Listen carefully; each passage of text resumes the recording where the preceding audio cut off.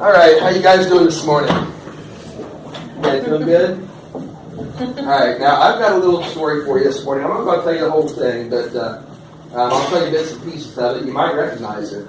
Now, you guys remember the story about the Grinch who stole Christmas? You guys remember that story? Okay, that was written by a guy named Dr. Seuss, was the guy that made up that story. And in that story, there were all these people that lived on something that's surprising that most people wouldn't think of. Do you guys remember where they lived? Whoville. That's right. Or Whoville. Does anybody remember where Whoville was? You don't remember? Okay, if you watch the movie, it's the very first scene that you watch when they show the credits. So a lot of people miss it. They don't recognize it or notice it. But it's actually on a little snowball, or a snowflake.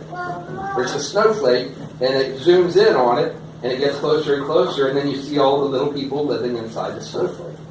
Well, there's another story that Dr. Seuss told about a bunch of people like the Whos. They were also called Whos, and they lived on a clover. They're not a clover, what are the little ones that you blow on and they blow off into the wind? Dandelion. Thank you. They lived on a little dandelion. And there was this elephant named Horton. Anybody ever heard of Horton? You guys remember this story?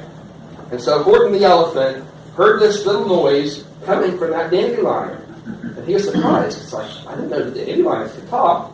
And so he gets it and listens closely. And sure enough, there's a bunch of people, wee little people living on that dandelion named Whos. So the story is called Horton Hears a Who.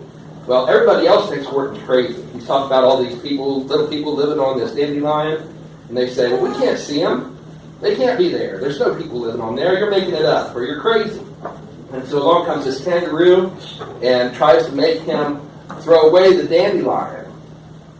And she gets all the monkeys together, and they all try to force him to get rid of the dandelion. He says, no, I have to take care of it to protect them. And so the whole story is him trying to protect them. And at the end, he says that he's going to protect the people on that dandelion because he said, a person is a person, no matter how small. Well, today, I would wonder, do you guys know how special you guys are? You probably don't. But you are very, very special. Every one of us was made by God. We were made in His image. So we are made in the very image of God, just like Him. And we are all unique. We are one of a kind. We are special. And God loves every one of us. Psalm 139 says, you created my inmost being. You knit me together in my mother's womb. I am fearfully and wonderfully made. And it says that even before we were born, God knew us and loved us and wanted the best for us. So I want you guys to remember that no matter if you're a little kid, some people may think that you're not as special because you're little. When you get older, you're just as special as you are now. And you will always be special and you will always be loved by God. So don't ever forget that, as Horton said, a person is a person, no matter how small. All right? Okay.